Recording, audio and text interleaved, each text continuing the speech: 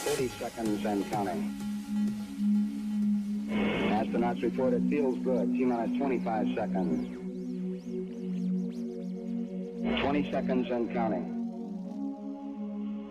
T-minus 15 seconds. Guidance is internal. 12, 11, 10, 9. Ignition sequence starts.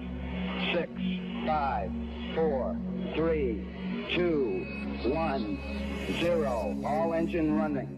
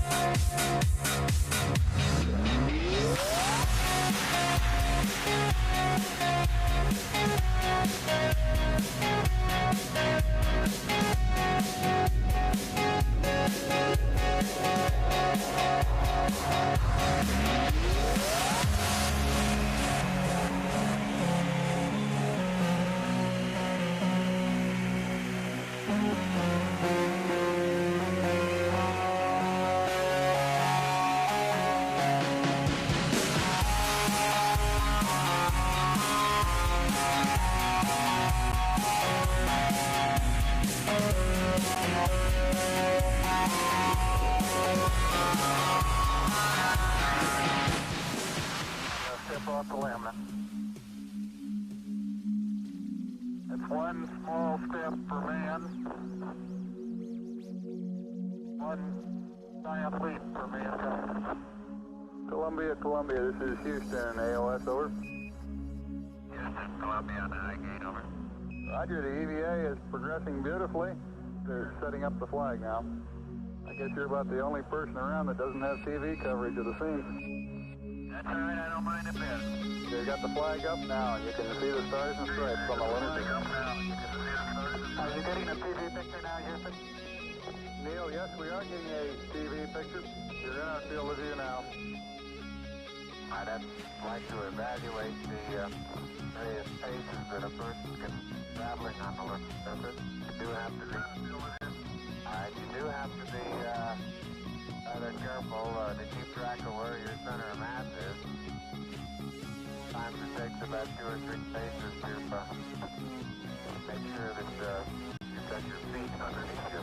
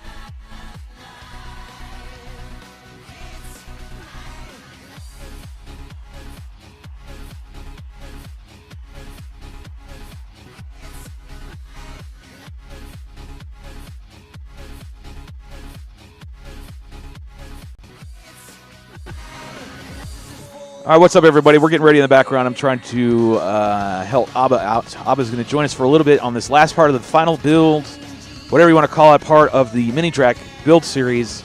I'm going to be wrapping it up today and showing you the final. And especially today, I'm going to show you how to put in all these bay covers and some slight mods that you need to use that I recommend. And I know Abba's got some, sure. I'm sure he does. Everybody's got a little tweak and twist here on the old Mini Drak over the years, so we'll be sure to share that with you. So stick around. These shows are only an hour long, and it's purely just Shelby as a pilot, Abba as a pilot, and nothing more. Cool? Kind of bone dry. All right, I'm going to kick the timer on right now. We'll give ourselves 5 minutes. Here we go. All right, so on mine it says the drone hangar, and it says manage your channel, paid memberships, YouTube Studio. You only get an option to go live?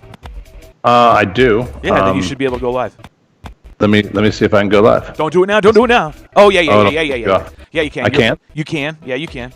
Because we are not, I'm using my channel for these build series. Let's see. See if it lets me I go then live. port them over to... Okay, so it says connect streaming software to go live. grab the stream key. You know how to do all that.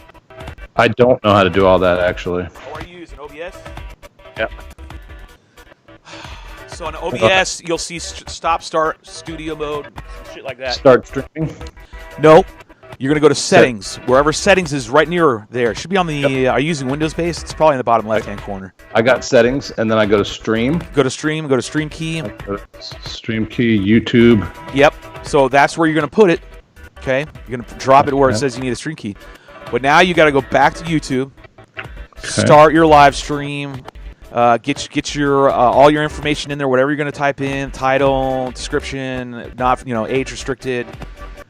You'll go to the next screen. I don't know which one it is, but you'll go to the next one just before you hit start streaming on OBS. You got to make sure you grab the stream key, which will be on the last page. It will show you a preview and all this other nonsense. It says stream settings. It says default stream key variable. You just want that says where you can copy. You literally have a button that says copy. So if I copy the stream key. Yeah, it says stream URL. It says stream key paste in encoder. Yep, that's what you want. So grab that one, copy it, and go over, and then you'll go over to OBS settings, stream key under YouTube. You should be able to drop the key in there. It'll be all dots, so it's hidden. You can hit show if you want, and then hit get stream key. And then you should hit on OBS. You should be able to hit OK or something to the effect that you've dropped it in. Okay, see here. Probably towards the bottom.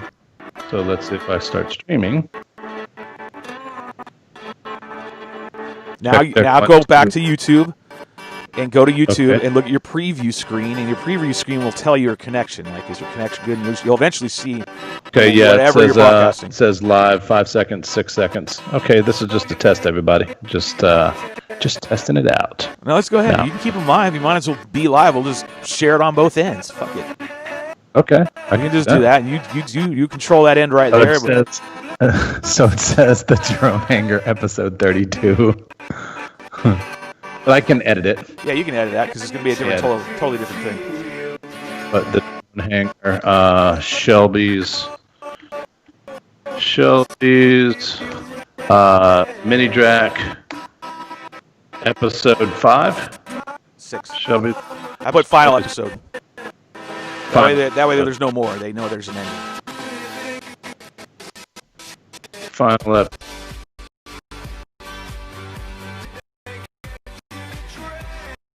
And so as you guys are hearing us in the background, I never turned the damn microphone off. So, anyways, yes, like I said, we're going to do the final build series. We've got 3 minutes to go. This choppy ass video, it is what it is. We'll get through it. Main thing is, you're watching this in the future, just skip forward until you see it in my face, and then you'll know. We'll try to rectify this problem. But either way, and those on the hangar, there you go. Better rectify. I'm trying. Before See you in a couple minutes.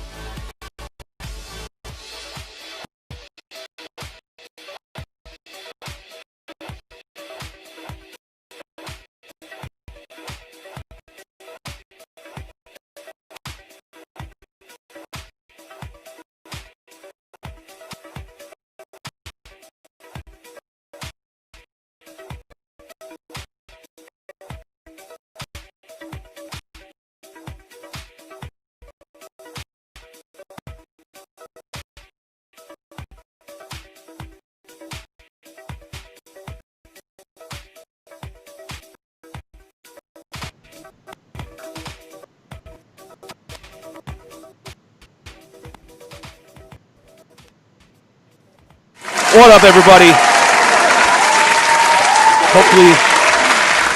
Hopefully you watch that in the future and you skip forward like a whole bunch of time. But anyways, welcome again to what the hell happened?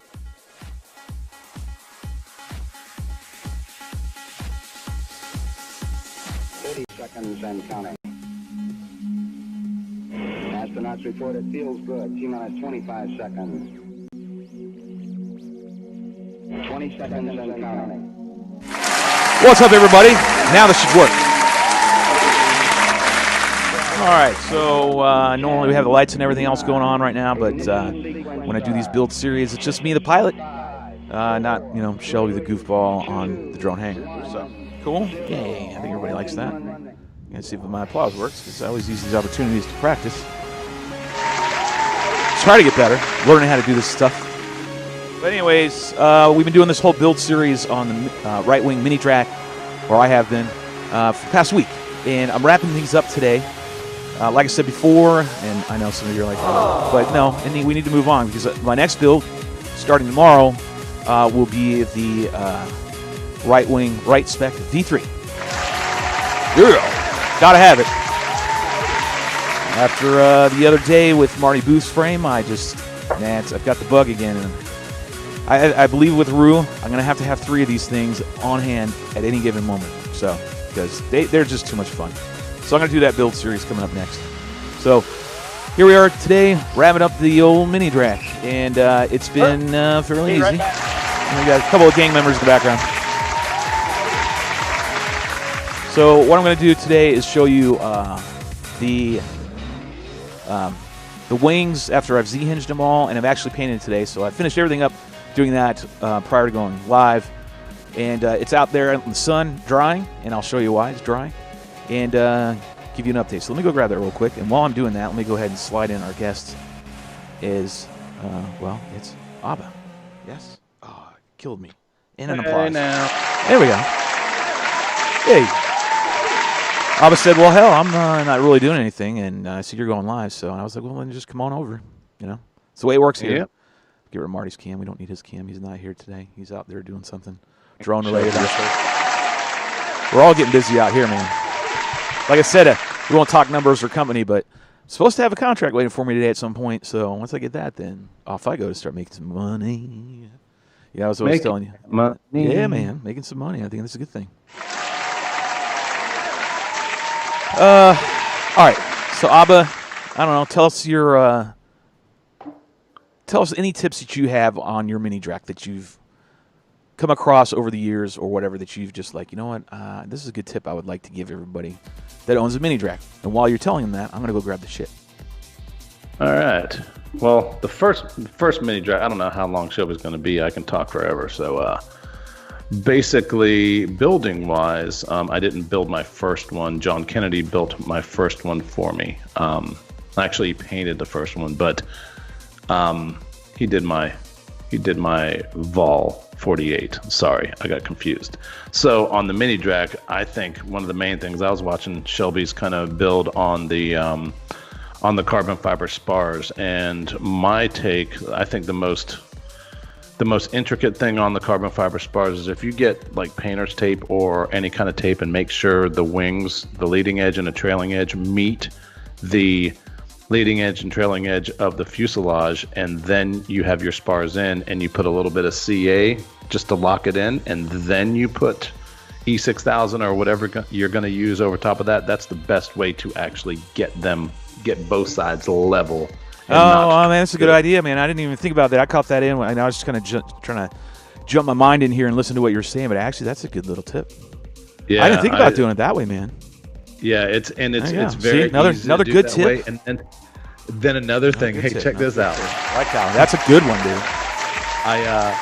Tell Brian, because he's building a frame, and we're not going to discuss the frame. But Brian, listen to this little tip that he mentioned about the sparring of the main 2 spars. But go ahead and tell him again. You Brian's put the learning main a lot. 2 spars in after they're already cut. You put the sleeves and you put the inserts in. And then once you do that, you tape the wings, the leading edge of the wings and the trailing edge of the wings to the fuselage so they are even on both sides. And then you put a little CA on the wings, like where the spars are, just to lock that in a little bit from the fuselage and the wings. Then after you do that, you put your E6000 or your Goop or whatever you're going to use, and that's what aligns them perfectly, perfectly aligned with that. So putting CA instead of hot glue, you can do hot glue, but CA is the right way to do it. Yeah, that's what I CA is the right recommend. way to do CA it. is the way to That tack it. That way your wings have no twist in them whatsoever. Right. Yes. Right. What Yeah, I so did you was already I did just it. kind of did it Already along the way, kept checking and checking, but I never thought about doing it that way, man. I mean, And then couldn't you I see you theoretically painted do already. it? Well, couldn't you do it this way? Abba, is take the outer sleeve that's already cut for both wings Yeah. and the fuse. All right, we're just going to use one, the main front one for right now for discussion. Right. Drop the sleeve in and sleeve the spar Yeah. with said, with all the sleeves. Press it down in there, and then drop the CA glue in, CA glue in on all 3 parts, and then press the whole spar down that has the sleeves on it, in the groove. Yeah. Make sure you have a gap between each part. You don't need to slam them together. But just use the spar to guide everything in. Would that work? Yeah. Yeah. As long as you don't get this, as long as you don't get the CA on the inside part or the spar itself. Like, don't get it on the inside of the sleeve and don't get it on the spar. I just That's a good way to drop do that. I it didn't think about like on the right a little bit and on the left a little bit on one wing, on the right and the left on the left wing, and then on the right and the left of right here and here, the left. right here and here. Yeah. And then same on the other one. Same thing on the other one, and the same thing for the fuselage. And same in the middle. Just so they're stocked in there. And then one other thing that I wanted to say, and this will transition you, and since both of you guys already got your stuff painted, the one thing that I always did with the Mini Drak in particular, he's not even listening anymore. Okay, I know you are, but you are, but Shelby's not. This would help him a little bit as well if he wanted to do it like this. I'm stalling so he can actually hear me. I'm waiting for him to put on his headphones. But the same way, like after you have your spars inside your wings, take both of your wings and separate them a little bit, just so you can put a little bit of rope or whatever in where the spars are. And then when you go to spray paint, you're spray painting all of it in one side instead of one wing, then the other wing, then the fuselage, wait for it to dry, then turn it over. You just basically have the whole thing put together with the spars separated a little bit, and then you're spray painting both sides. Yeah. And then you let it dry, and then you're good to go. I'm gonna play a button because I have a fear you talking shit about my paint job, son? No. I was saying an easy way to paint. I'm just kidding. I was trying to stall as long as I could, so you. You did a good job. I'll give you an applause. I'll splash you an applause. I wanted to cue up Marty's camera is what I wanted to do because I brought it over here so we can see everything. So now they can see as well. But Shelby, long story short, you just separate your wings a little bit and put a little rope or whatever and hang it, and then you spray paint everything just in one sitting. So the wings are already on, but they're separated a little bit, so you can spray paint the shit out of both sides, let it all dry as one, and then you're good to go. I see what you're saying. You're just taking the whole frame and you're doing one long. You're all one thing. That's fine. You can do that. I mean, it's all right. I mean, it's kind of like when you're painting a car. Sometimes they do it in parts. Sometimes they do the whole thing. You know what I mean? It just depends on the age of the car. Sure. If they do it in parts, they can do it in parts. If they can do the whole thing at once, they'll take it in there and do the whole thing. I don't. I think it's personal preference. So for sure. Yeah. Either way, it's not going to hurt it. Well, here's what I did do. So let me show you in the camera. These are the final. There's my hinge. The hinge is completely finished. And if I don't say so myself, I think they came out great. And I'm going to give myself some applause. Came out very nice. Trying to get it on there. It's hard to do this. I'm not a weather person.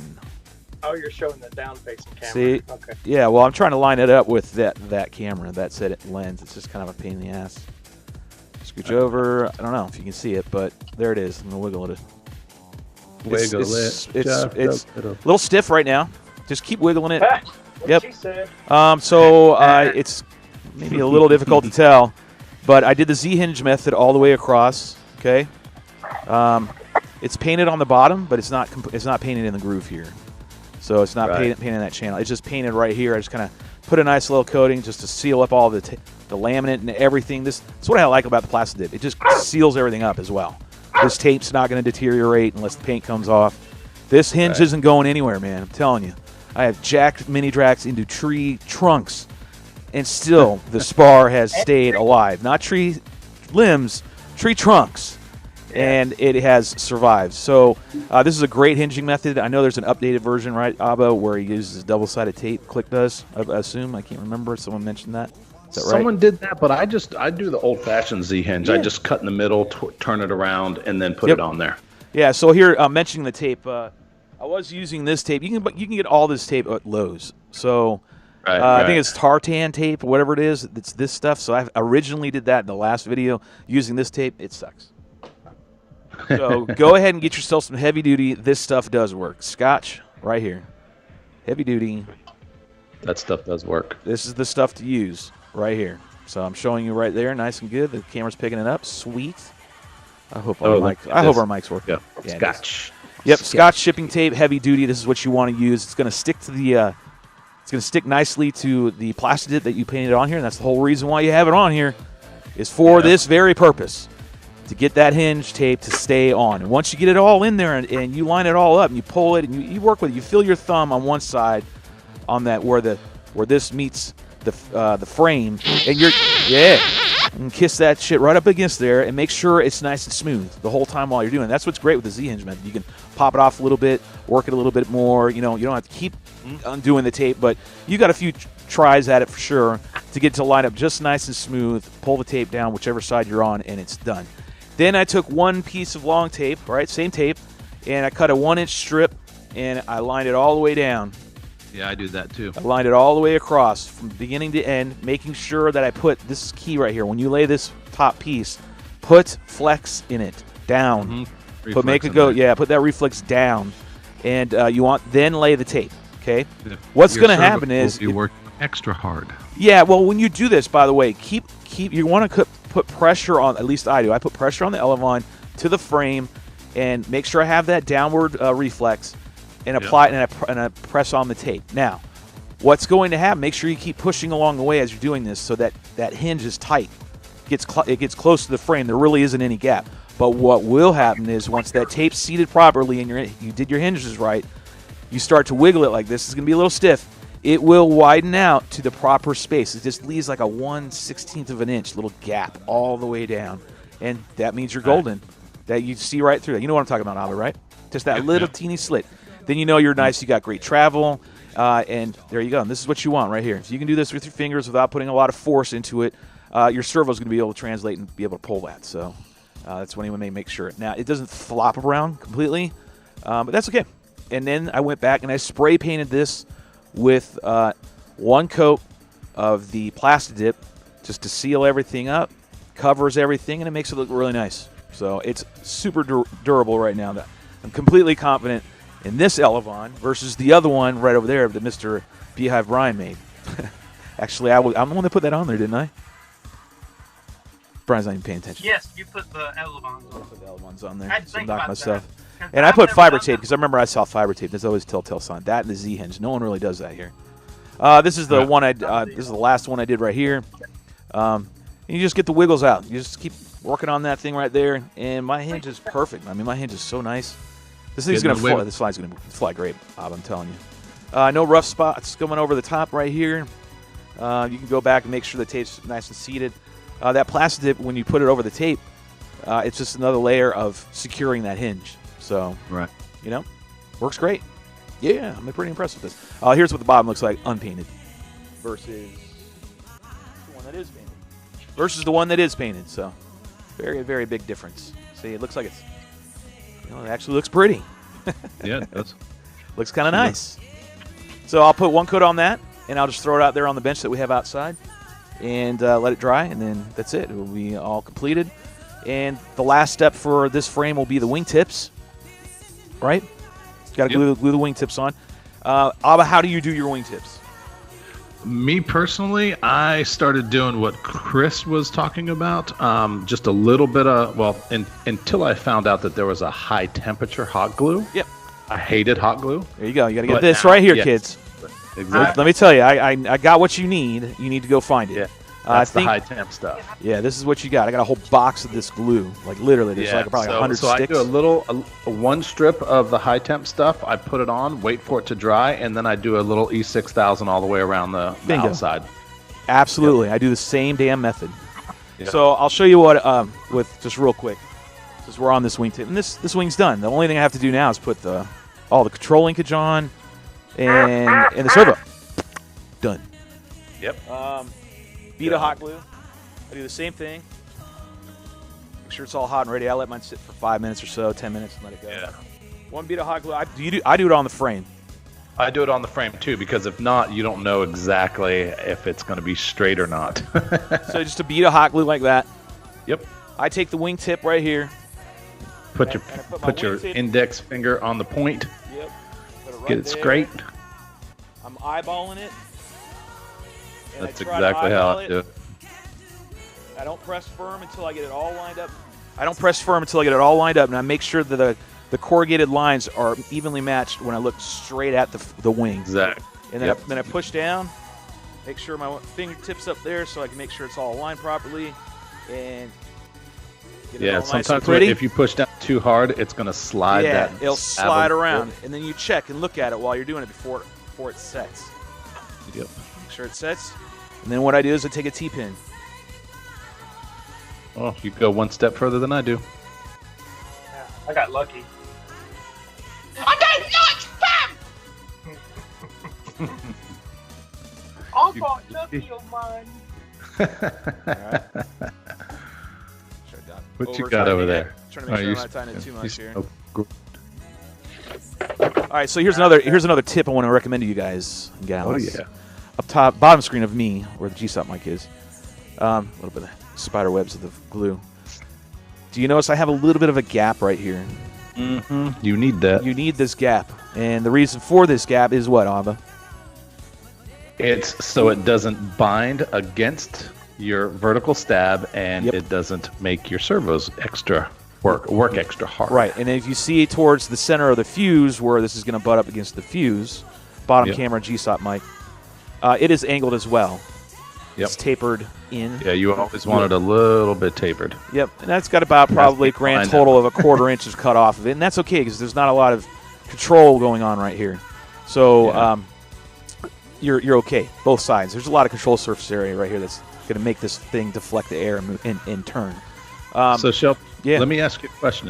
Whenever you're doing your elevons before you actually paint them and lam them and stick them on your wing, I didn't see this part, so I don't know if you do this or not. Go ahead. But do you make sure that your elevon is thinner than your trailing edge of your wing, just so there's nothing sticking lower, so you don't get any wag? I'm trying to paint the picture in my mind of your question. So let me try that again. Why do I see two of me and not you? What the hell? Yeah, but you're seeing two of me, but on OBS on live stream, there's me and you. Oh yeah, but I'm on the street. I don't see you. Hold on. I don't see you. I see me overlaying on your background. Yeah, you're seeing OBS is what you're seeing. See, you would see that. Yeah, I just got to see you, because on my end I can't see you. So how do you do that in OBS? What do you mean? Because right now on the live stream on YouTube, we're seeing you as the main screen, and I am like lower right. Yeah, I see what you're seeing. I'm using the camera for that. That's all right. Well, we're gonna roll with it. And okay, anyways, so let me show you this. So say this is your leading edge, right? Yeah, you're like a microscopic version of yourself on my stream. But go ahead. Yeah. If you have your elevon, the bottom of your elevon, if it sticks a little lower, you see that right there? If it sticks a teeny bit lower, you get wag. So do you make sure that the bottom end of your trailing edge? You're talking about underneath? Yeah. You're talking about the belly right here? Yeah. Okay, just making sure. So I make sure that you're talking about the rounding of the edge of the bottom of the elevon. So on my camera, we're back on the main screen. Yeah, where you're on the main screen. You see my right here. See my trailing edge. See my trailing edge right here at the tip, and see how it literally matches right here.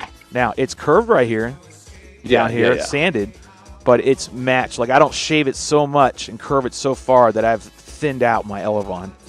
Right. All I've done is I've rounded it nice and round. Right? I thinned mine a little bit. I cut off like about 2 millimeters. Yeah, you can, but then you just got to make sure that your shit's not like way bottoming out below the thick of your frame right here. You want those two things to even up, because even if you thin it out and you roll it out and your elevon's thinner than your airframe was to be tapered at in that angle, you're going to cause disruption in your airflow. The air's not relinking, reconnecting on the back trailing edge. So I'm telling you, more or less, I'm telling everybody else, but the science behind it. So. Yeah, I make sure of that. I've done enough of these where it's just I've got it down to for my science. Like I know what I want every time. I know what I do if I stand this much. What kind of travel I'm going to be getting. Like how much performance I'm going to be getting out of this. I've done the air of thinning them a little bit too much, and it does it. You get bumpy. You get maybe some waggle. It translates. So all this stuff really does matter. Yeah, did that answer your question? Yeah. Okay. Cool. I was just making sure that I didn't know if you had put that in a previous video, and I know that I make sure that I found out like 2.5 years ago, like some dude was having problems with WAG at CFL, and Chris kind of looked at the wing. That was when Click was there. He looked at the wing and he felt underneath, and he goes, "That's your problem right there." And he made the dude take the lam off. kind of he sees it. If he sees it, like you do it now. Yeah, and then after he sanded it down, they went up and flew it again, and it flew perfect. Mm-hmm. So I try to make sure it's not up or down, and there might be a spot where it is, and if it is, then I'll rip it off and do it again. But right now it seems to be okay. You want the trailing edge sharp then? You want it just even. You want this whole angle to be the angle in which the frame was cut. You can see where it is when you don't have the elevon on, right? Yeah. You see where it is. You see the angle. If you can ignore the elevon that's on here, I'm trying to show it. See the angle. I'm trying to do it the right way. That way you can see it better. God, I'm having issues That's here. okay. Well, you're learning how to do it. See, and when you lay it down, you see the elevon. You want the elevon to follow that angle that the frame was originally designed to have. Right. There you go. And it does. And you want to make sure it's not too thin and it's not too bulbous either, like sticking above the frame. Like I've got one spot on each side that's equal, but it seems like it might be coming up and hitting it, but I doubt it. I've never really had an issue, so we'll find out. I think I have it figured out now. I think I do. Not there you go. Anything related to the Mini Drak. No, I understand. You're talking about the original problem. Did you fix the original problem? I got fix that? I think you see me and OBS sees me. Yeah, but did you delete the other one? So let's do this, and then you can still see me, correct? Yeah, I can see you fine. Okay, yep, cool. see you perfect. So after you've gone ahead and glued these wingtips on, what you're going to do next is you're going to take some E6000. And I'm going to save what I've got because I'm going to need to make another run to go get another tube. But you use that E6000, the same stuff that I used to top off the sparring. Right? See in the camera? Cool. All right, and you're going to go ahead and lay a bead of that stuff all up in here, just where the winglet meets the frame. So it's going to be all the way around the top and all the way around the bottom. You don't need to get inside to where the elevon actually, that gap right there. You don't need to get in there with that glue. Just right here and right there. Let it sit. When you do the top, let it sit first for 45 minutes. Flip it over, do the bottom, and then because you got to let that E6000 cure for a little bit. Otherwise, it's going to drip everywhere. So there you go on that. The last step, because like I said, I'm not doing electronics. What I'm going to be talking about is putting your bays in, your bay covers in. Not that hard. But there are a couple tricks. Oh, you want to see mine? Yeah, if you got them, show and tell times now, man. Oh, wait, don't show anything. You can't show anything, sir. Aw. Yeah. Well, he can block it from... No, you got to show. We'll show a commercial. Show you a commercial. All right, so speaking of which, what time did we start? 1:15. We hit live at 1:15, but we didn't go live till 1:20. So yeah, we're actually on commercial. This thing's been for 7.5 minutes. Well, I mean, as far as I know, let me see, because I know it's commercial time. Yeah, it's commercial time. Let me go ahead and take a quick commercial. We'll be back in 5. That we can get everything situated.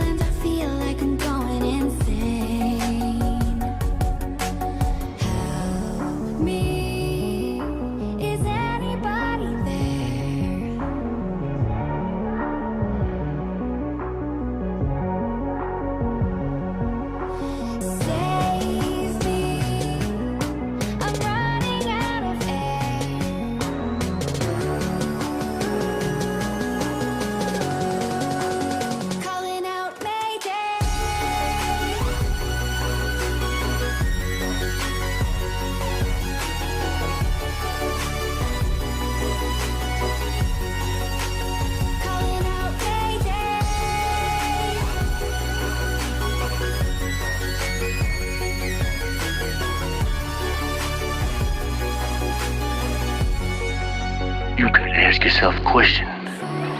Do I feel lucky?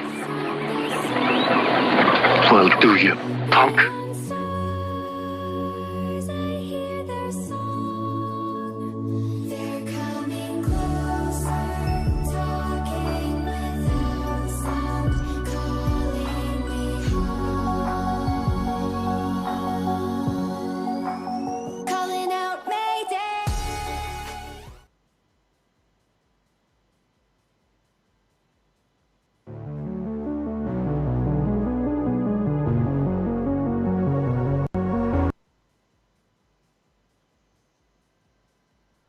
This damn thing's not working right.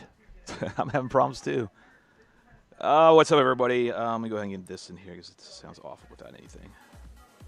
Yes. Whew. It's like running around naked. Very uncomfortable. Very uncomfortable. Very uncomfortable. All right, now we're getting back in the mood. I only play those videos when we're doing these build series. Twofold. One, because we have shitty connection at the moment, I guess, and every time I play that video now, it just chops and chops and chops, and that's annoying. I got to figure out a solution. Yes, one of it is getting a new computer. We are fully aware of that situation, so Oh, yes. it might happen. Oh, yes. The other thing is, and I know it's a little choppy, is these are all videos of the Mini Drak. So these are all what the Mini Drak can produce, flying-wise. And a better way to just show it. I talk about it all the time, and we just show it to you. Go watch the damn videos. And that's all you got to do. I'm going to go ahead and get the guests back in here, everybody, including the close-up, extreme close-up of mine. We got Abba. We got Beehive Brian at the Mini Drone Hangar. Brian, what are you working on? Brian, what are you working on? A wing. I can gather that. You just wanted to hear all that? What are you working on? I'm working on a little Drak. Oh, hey, hush your mouth. Hush your mouth. Remember, we're live again. Yeah, I got a Drak. All right, so check it out. So, top of the screen. I don't need my buttons right now. Turn that off. Talked about the hinges, right? We talked about how to do the wingtips. Made that pretty self-explanatory. It's really not rocket science. You get it done in an hour. Canopies. So there's a couple things to go on here that you got to pay attention to. These flaps, right? These little vents that come pre-cut. So when you get this kit, you're going to get... Always cut from the bottom. Yeah, always cut from the bottom. Where it doesn't spell Drak, well... Yeah, where it spells Drak backwards. So if you see Drak in there backwards, you are cutting on the right surface. Because when they come all nice and clean, and they're not cut out. I mean, they have pre-cuts, but they don't have it cut to fold up. They need to become scoops, like on the on top of a Subaru or whatever. They have scoops. They're intakes, if you will. So they're going to grab the air and pull it in and get it on your components, and then it's got to vent out. So you've got Drak spelled incorrectly, and I'm going to show you how you do that.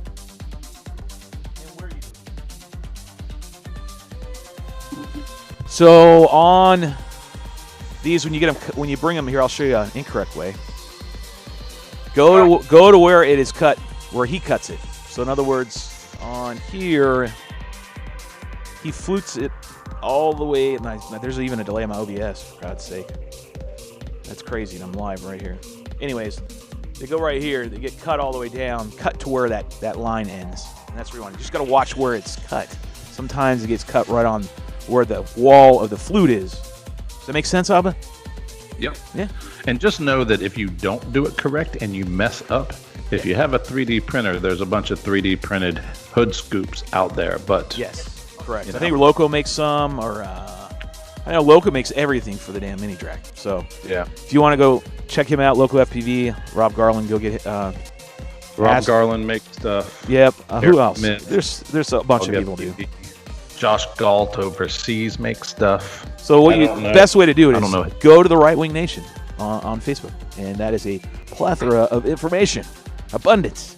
Everything you can think of for a Mini Drak is there. I'm just teaching you the damn basics. That's all I'm going to do. But he is right. To get 3D printed parts, you can go there and reach out to one of those guys. They will actually print them for you and sell it to you at a cost. Damn basics. So, yeah, the damn basics. My damn basics are very basic, right? I have never used really any of that stuff. I think I have 2 side base scoops for a Mini Drak. I haven't even used it. I think Rotor sent them to me. But anyways, when you cut them, you got to cut them, make sure all the way down. Otherwise, they will only open a very little, and that's not what you want. You want that to open quite a bit. You don't want it to be a damn billboard flying. You want it at an angle, and you want it to be scooping that air and pulling it in. Same with that back. So here, this one right here is not cut, and I'm going to go ahead and make a cut real quick. Yep. And the general rule of thumb to what I'm used to, out the rear. Well, and I think I want to mention this real quick. So you're going to have 2 scoops going in, 2 scoops of raisin, and you got 1 scoop going out. So here's the rule of thumb. You got to create a vacuum. It's got to all come out, right? This is where I was just going right there. So you got to make sure that you have twice as much volume of air going out that you have coming in. Yep. That way you create half the amount of exhaust. Right. You got to have that vacuum created. Otherwise, it doesn't work. So although the idea and the concept's cool, we're missing one, right, doing the math just on these cuts alone, right? So what I've done, haven't done it yet, and I will do it, I do it on all my Mini Draks, is right here, right back there, right where you cut a big hole right there. Just cut it across, just nice and, don't get nuts, but I cut a hole in there, and I create the additional, I make it bigger than these. I actually make it twice as big as the one that's already there. So now I got 3 times the volume than I do coming in, going out. So there's my vacuum. Creates it, keeps the airflow nice. Keeps the motor cool. Have vacuum. Yep, keeps the ESC cooled down, keeps all your components cooled down. It is vital. So you got to remember that. It's not pre-cut. Now, the Nano Draks have an addition. This is a little Shelby touch that I had on the Nano because they asked me at CFL, the guy who was doing the CAD design and everything, got to sit down, Rotor and I, and we were there, and I mentioned to them, I'm like, hey, in here, more often than not, people put their VTXs in there. And their VTXs get hot because, once again, you have these bay covers that only are what? That's what happens if you don't have small. heat. They're right here. So they have an intake, kind of. I mean, they got air to get a way to get in, just a hole notched out. But there's nowhere for the air to go out, so it just spools around in there, and it's not really creating any venting at all. Stuff still gets hot. So on the Nano Draks, I asked them to please put venting on these. So they did. They've put 2 exhaust holes ports on on the back of the bay. There's 2 exhaust ports. Well, just to show you how we do it, I take a screwdriver and I stick it next to my heat gun, and I heat it all up nice and pretty. And then when it gets super duper hot, I've sat it there for about 30 to 45 seconds. I pull it off, and I just heat it right through here at an angle, like this, about 45 going down. All right, does that make sense? I don't know which camera to go at, so it's confusing me. And create that hole. Make sure it's bigger than the one that you got, which is this. And just know too that the Nano Draks and the big Draks, they have exhaust ports in the main bay of the fuselage, the big Drak has exhaust ports in the main bay of the fuselage, what Shelby is telling you to do. The Mini Drak doesn't, and the Nano Drak has it on the bays. Has it on the bays, but not in the middle. It might have it in the middle. I don't know. But either way, you want to have these vents. I know the Mini Drak does not. So do you have to do it on both? Yeah, I would suggest doing it on both, because what you're doing is you're creating a pocket of air, right? When you have these bay covers, even if you don't have anything that you want to cool down in there, this creates a drag of air. So get that air out of there and make sure it's flowing through, or seal it off completely. Put some tape underneath it or over it, clear that same packing tape, just stick it over there and seal it up. If you don't feel like I don't put anything in there that needs venting. More often than not, you're putting your VTX in there, I bet you. So, got to do a little more paint. Teeny touch up. It looks good, man. I'm pretty impressed with this oven. This is a nice one right here. This is good stuff. It's going to be for a couple of flights. I wasn't ready for that, man. You got to throw me curveballs, man. God damn it. It's true, though. This couple of flights are going to be, it's going to be more than a couple. It's going to last a dozen. It's got to last 2 here to make sure everything flies right, and the other 9 or 10 can happen when I'm in Colorado. That's all I need. All right, so we talked about where to cut these, right? And then what I do, I literally take hot glue and I feed it in that channel that I created. cut it. And if you don't feed it a lot, you just let it kind of sit there, you'll end up having to peel it off and redoing it. So you got to kind of force it in there. Get it in that groove and be all kinds of willy-nilly with it, because you want it to get in there and create fill the void and then create a wedge. So what you're going to see right here is, because it's not cut right, there's not a lot of opening. I have sometimes cut these and thinned it out, like just cut off the bottom of the whole panel. Have you done that, Abba? I have. Yep. I've even got to the point where I've screwed it up and had to cut it off and put the 3D mounted one on there. I've never had to do that yet. But, hopefully I don't have to do that yet. Or if you crash and it basically creases right where the hole is, the only way to strengthen it is by putting something bigger over top of it with glue. So.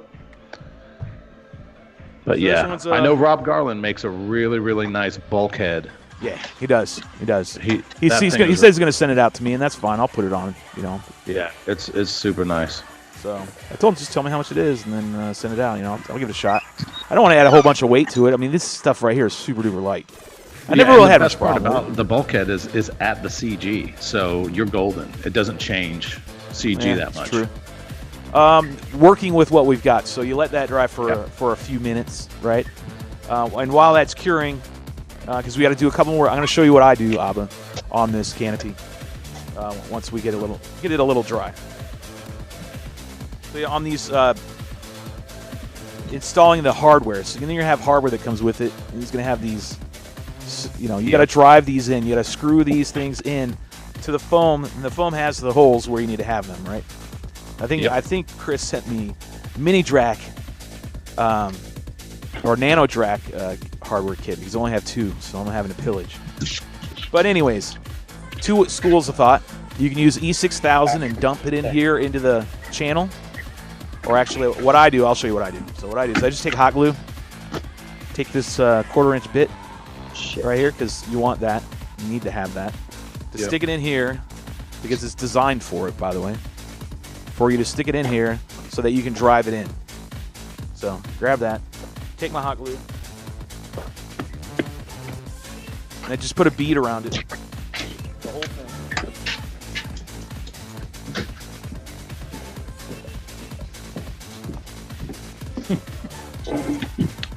Are you going to laminate it? Negative. Do you think laminating is worth it? School's thought on that one. Just put a bead down. You put it at the very bottom of what this thing is, if that makes sense. You can put it at the top right here when you're gluing it. Yeah, if you put too much on the bottom, it goes through the bottom hole. If you put too much on the top, it gets on your tool. Hey, you don't want it on your tool. You don't want glue on your tool. You need your tool. So I got a little bit too much in there. You need your tool. Hot glue you can just wipe right off. Yeah. If your tool works great. I know. That's why I got 5 of them. If your tool doesn't work. If it doesn't work great. All right. I was getting happy with this little soundboard. All right, so check it out. Now, you make sure that brass fitting is flush with the foam. You don't need to drive it all the way down in there. You just make it flush with the foam like it is right here. It's kind of hard to see, but it is. Some of the hot glue came out, just oozed on out, and you just peel it right off, and you're good to go. It'll be in there. It's not going to go anywhere. That's all you need to do. And just repeat the process. Yeah. Don't do this. I've seen people do this, and I've been guilty of it too. Don't take the screw that comes with it and then try to go ahead and glue these in. Okay? You're going to strip them. Okay? And it doesn't work. And then you're going to get these stripped. Or it's going to get stuck in there, and you're going to have to try to get it out. So, there you go. Yep. Just get a little bit. That's no. I do one twist in. I get a couple twists in. Before I use any glue, I put it in there, a little dry fit almost. I just want to get it started. I don't do it the whole way. I just want to make sure it grabs. Okay, and then I back it out. Take glue. We have one viewer. Great. My first, it's probably me. No, it's also a Tuesday at 2 in the afternoon. Uh-oh. Something happened. Everybody's at work. That's why I make these for a library. Reconnect. So you push down. Don't go nuts. It'll Don't grab. go nuts. It will grab. There you go. Bam.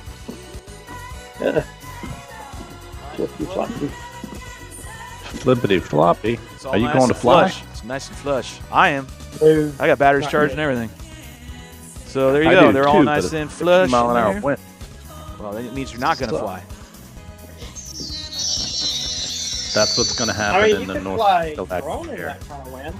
Yeah. Well, I mean, I can fly a wing in there as well, Alright. but it's just not fun. Take your screws that you get, and good way to get your heart rate get them up. down in there and see if they go all the way down. Yeah. This is before the canopy, and make sure there's no glue in there. Yeah. Are you going to fly right now? Am I? No. Brian? Yes. No, he's working. Mostly that's why we don't have anybody watching, really, other than, they hate us. Or the Whatever. shirt on? It's also 2 in the I guess afternoon. you have to working. So once you do that, Yeah, I got my work shirt right there. Copy that. check it out. We're still doing this, guys. Pay attention. Pay attention. We are. We're And I've already got the Oh shit. All right, so I got that all screwed in. So now what I'm going to show you is how to spar this front. Spar the front. You spar it after you glue it? I mean, after you paint it? Well, you should do it beforehand. You can. Oh, yeah. It doesn't I was about matter. to say. You're only making one cut. No. We're not talking about Oh. sparring the thing. We're talking You're about, sparring. You're can't. sparring the coroplast in there. yeah, you're just putting the one crossbar on. Gotcha. So You know what? I just had a good idea. So what I do is I go right when you get the canopy cover, that first front leading vent scoop or hole. It's not even a scoop. It turns into one because it's angled. Oh, so you I can't get rid of spar this. that? Yeah. So Yeah, and I guarantee he goes under the spar of the side channels. no. I just get it to tack in. Oh, okay. Just get it tacked in. Because I was thinking if you kind of cut it a little bit and put it underneath the side spars of the fuselage, that would keep it in there pretty dang good. It's actually a good point, Aubin, that you bring up. You could, but then you have to have this flopping around the whole time you're building. Exactly, But and that would suck. it Or you would could s- do it right now, but just bend the spar a little bit. Yeah, you and could bend it put and tuck it in on, there. But it'd be a bitch to do, but yeah. Yeah. But either way, put a little spar in there. You're just gonna go. You're gonna jam near intersection. Crazy. Yeah, I know. So I go the holes right here, and I go 2 flutes back. It's just the way I've always done it. Yeah. That's it. You Got take it, cut it to length.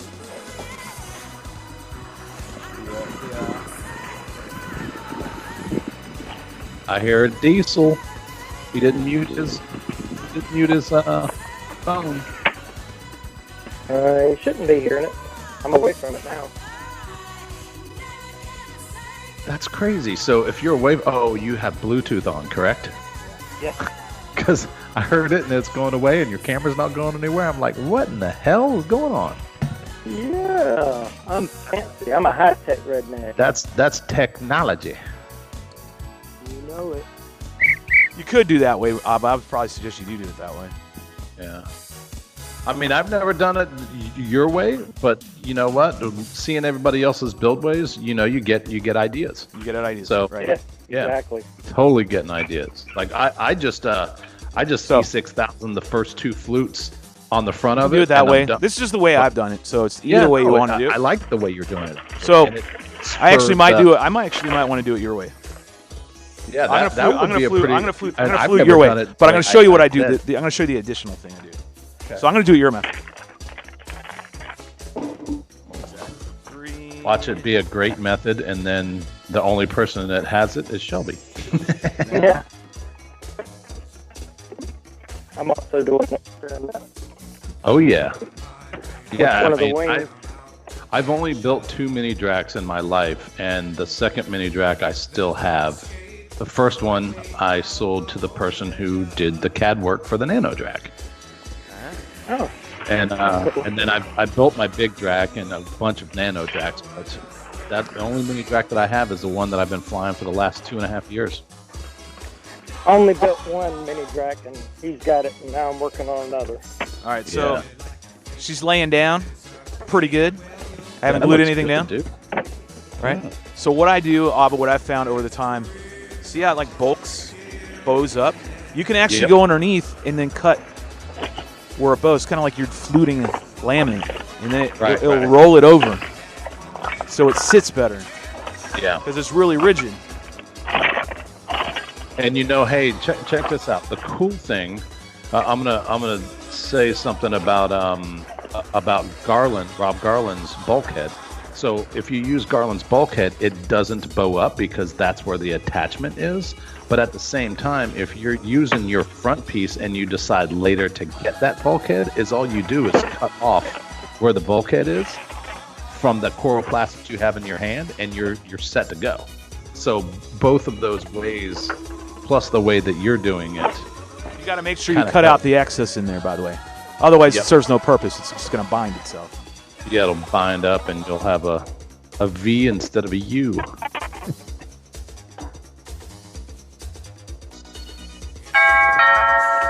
Oh, good idea. Right there. Just came to the door. The V instead of the U. I never thought about doing it that way. I just always had the little space and dealt with it. This is the way I've always done it. It's working. Deal with it. Yeah, no, it looks good. And like I said, those are some things as builders, if you're not watching somebody else build, you can't get their mindset, so you're just stuck in your ways, you know what I mean? To me, it just makes everything fit better. You're breaking up, Brian. You're kind of cutting in and out because I think you're getting to the end of your Bluetooth. Yeah, I want that sword.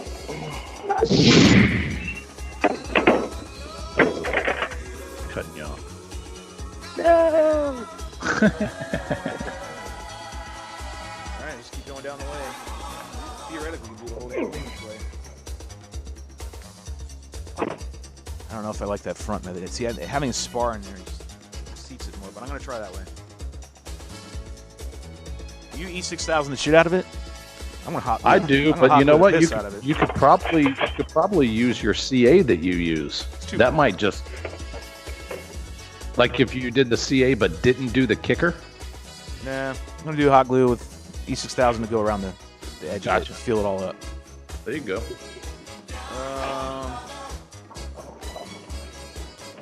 And then I put the screws in the back.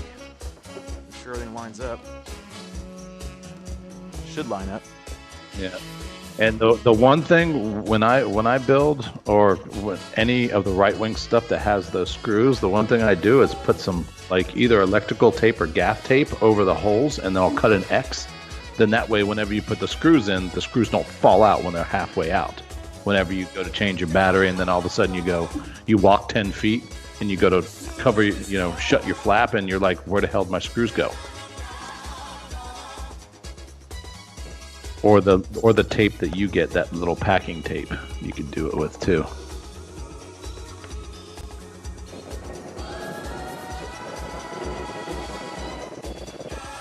I swap network. All right, she's on there. See, now it's nice and this goes across that much better. Pulls down. I mean, it's in there good, dude. Good stuff. It's solid. It's nice. That's it. That's all you got to do. It's not rocket science. It doesn't take much. The only thing we didn't do is my motor, my bay, or my motor mount. Oh, you didn't cut your motor mount yet? It's okay. You do it whenever. No, you totally can, but Just totally forgot about it. you already set your. Well, the one thing that I noticed with Mini Draks is a lot of people, if you don't cut, but I'd set my screws in. Yeah, you already set your screws in, so you just have to cut Yeah, just cut the back part off. that back part off, and then you'll be golden. So you get it right here, and you'll see it's The tabs. pretty much the tabs. You just cut the tabs. Yeah. If you don't cut the tabs, they go where you just screwed in those back plates. Yep. it. So sometimes people just cut out squares, or other people just cut out all the tabs like All you gotta do Shelby's is, doing. that's it. Cut Yep. the two sides and then just keep bending it back and Yep. forth and you're done. I do it that way as well, just so I don't have to. Yeah, it's pre-cut, No. so you gotta get a long razor blade. Long razor blade. Long razor blade. Yipper. It's already got a line right there. You just cut the line. Just cut it up.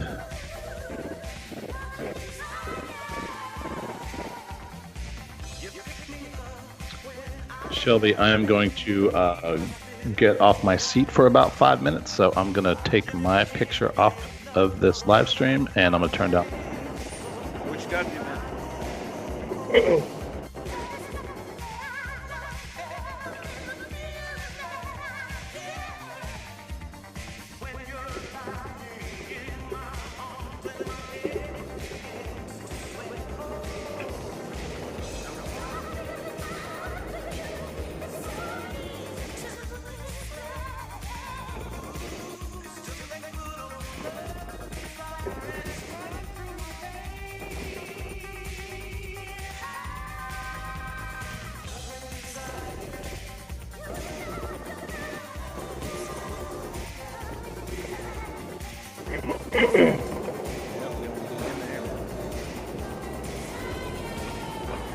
Ooh, that's loud.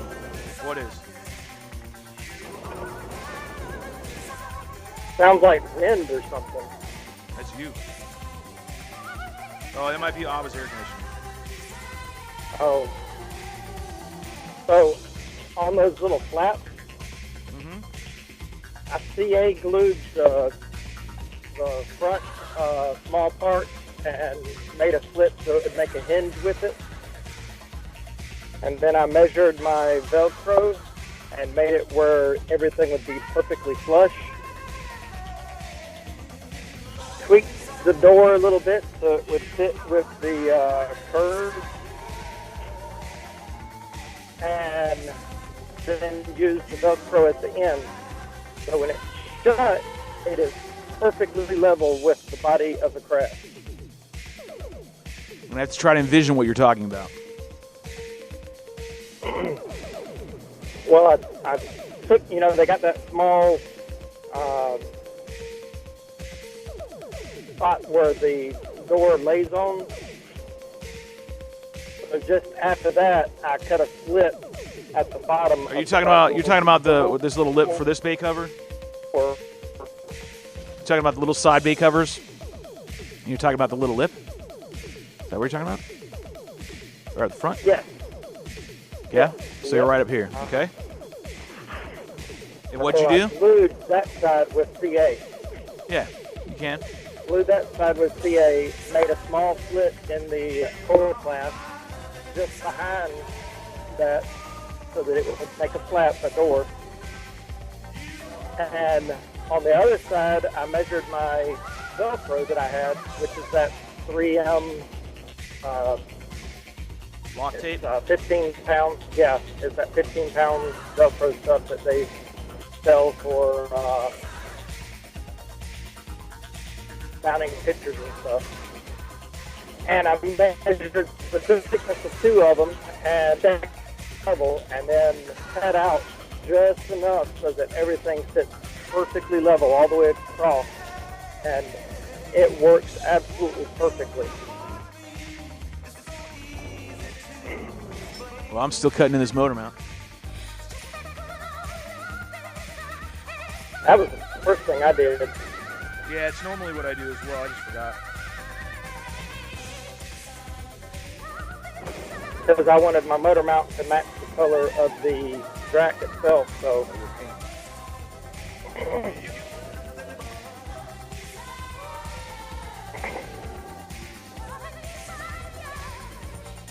Except for the very back. I'm going to paint that. Fighting the I spark want here. that to be like a heat sink.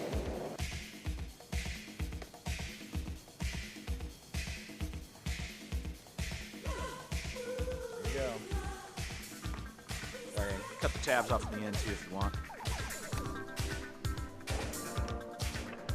Yeah, straight.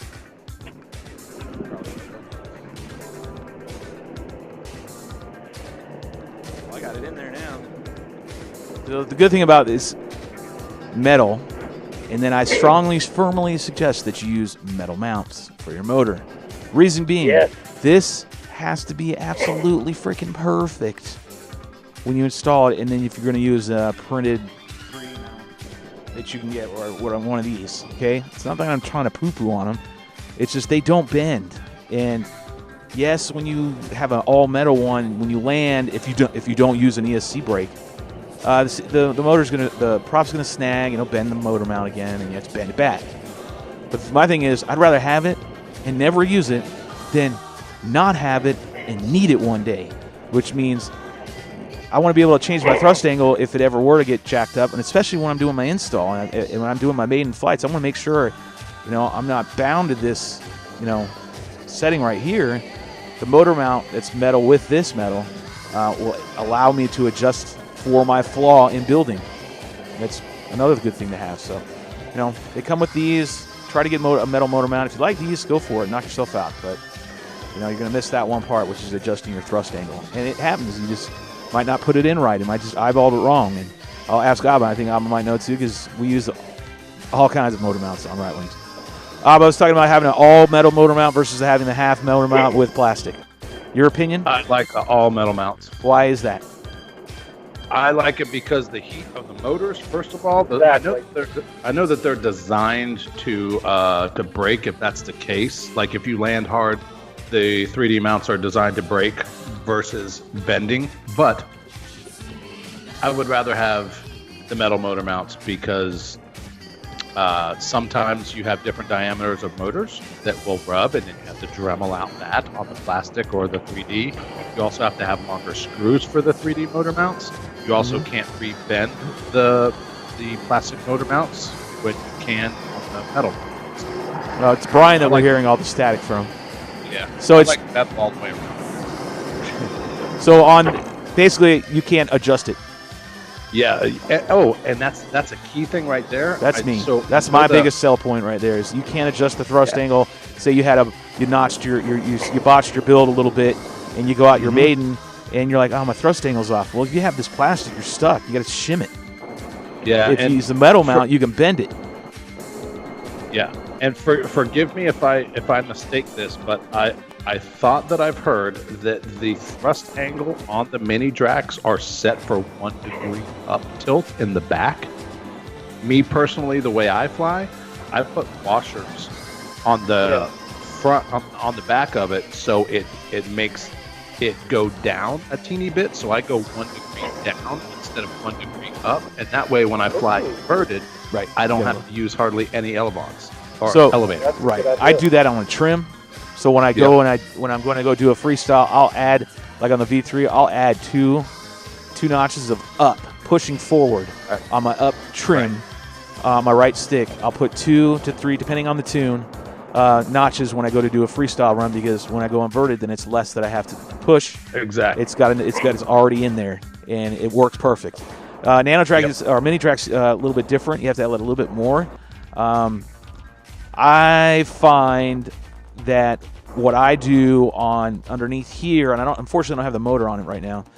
When you're looking at it visually, it almost looks like the motor is canted down from the back, way towards the rear where the prop would be.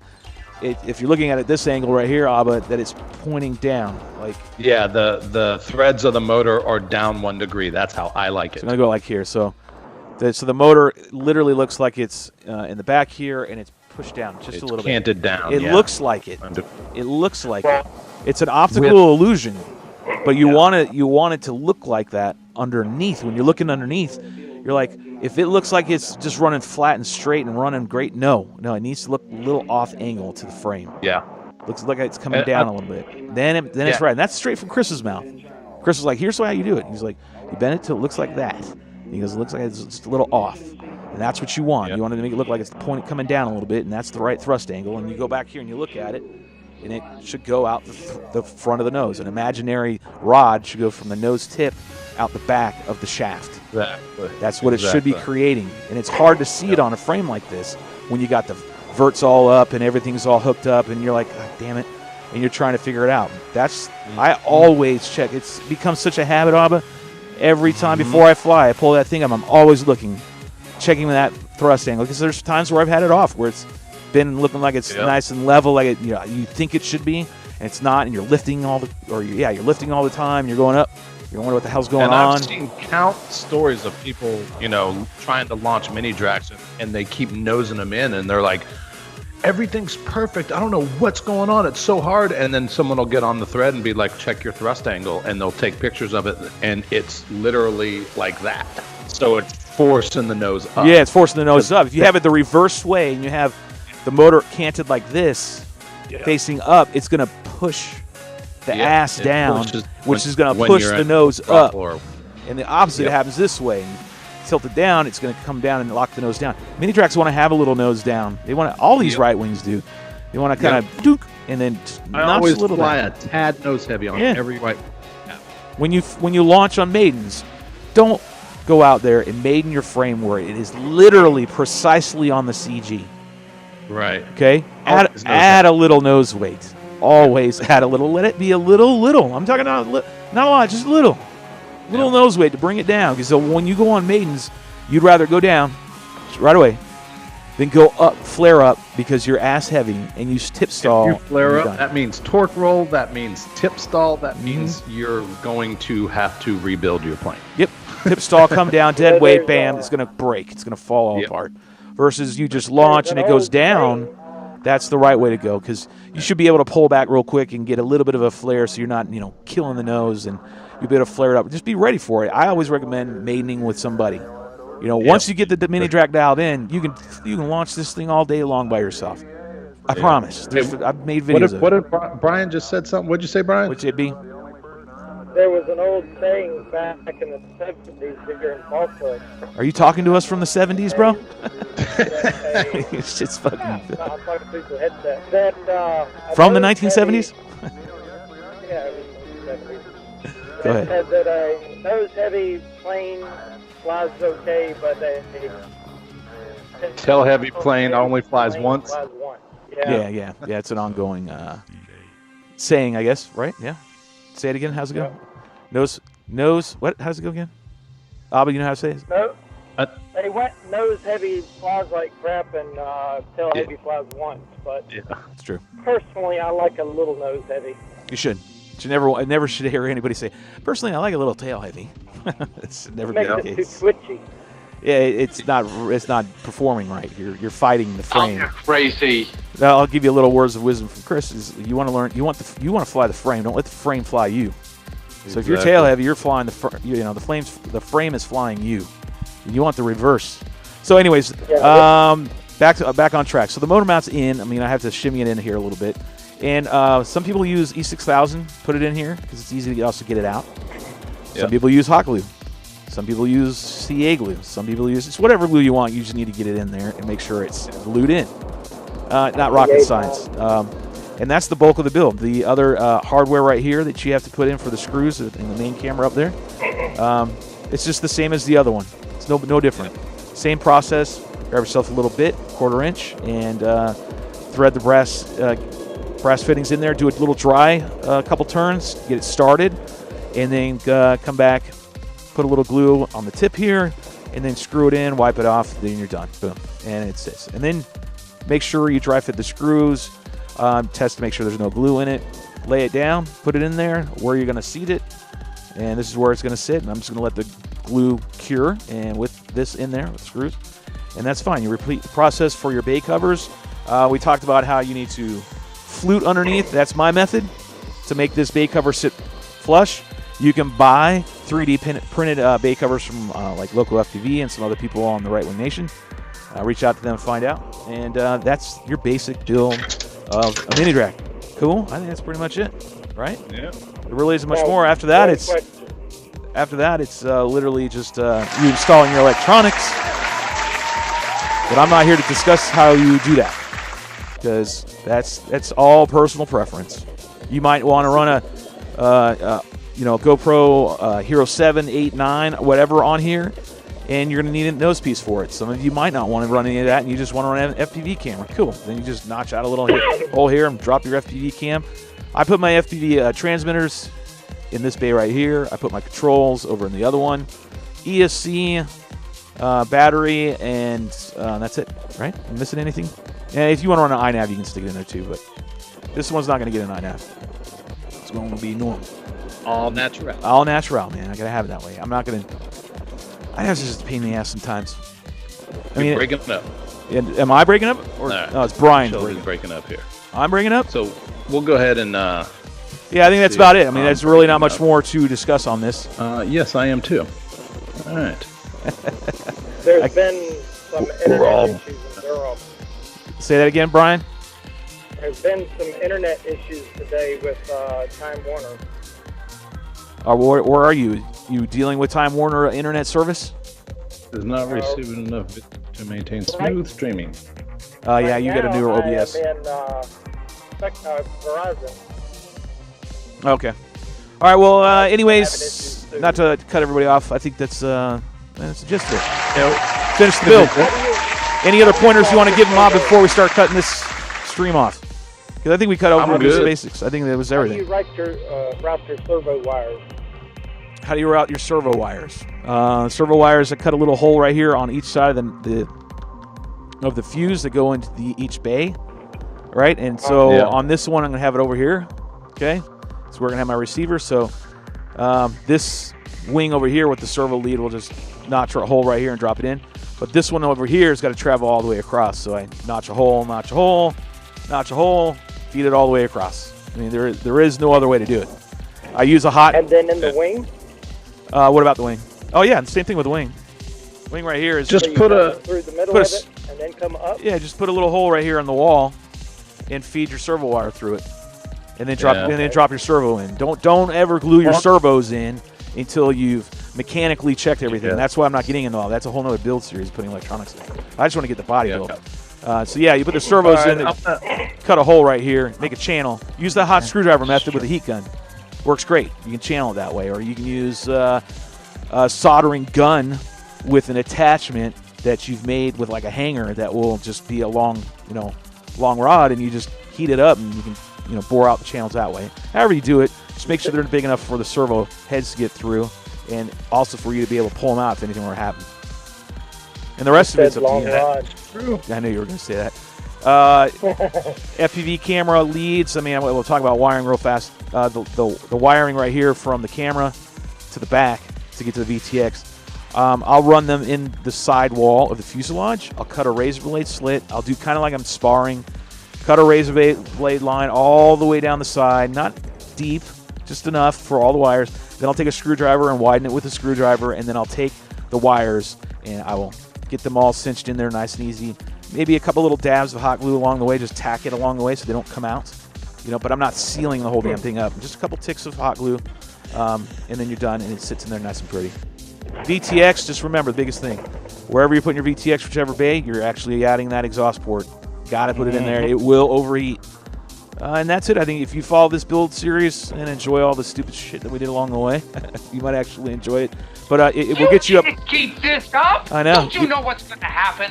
Well, what's going to happen is we're going to move on from this one, and we're going to be moving on to the right spec. That's the next. Man, I hate this damn thing.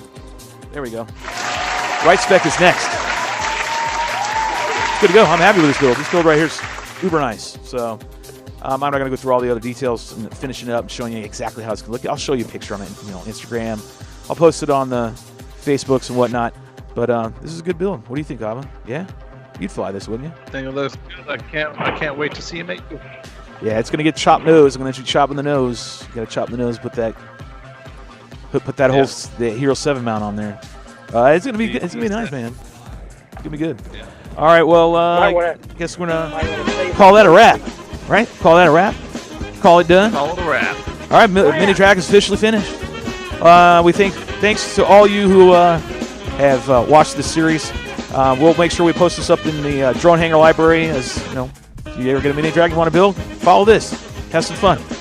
All right, and if you can, make sure to hit the subscribe button if you like my videos. If you want to see future content or my FPV videos that are coming up from Colorado, hit that notification bell and hit that subscribe button. Also, if you want to see the rest of us right here on Sundays, 8:30 p.m. Eastern at the Drone Hangar on YouTube, be sure and do that. And follow us on Facebook at The Drone Hangar Show. Until next time, like I always say, go get you some. We love you all. Be safe. Be kind. Until next time, we're out.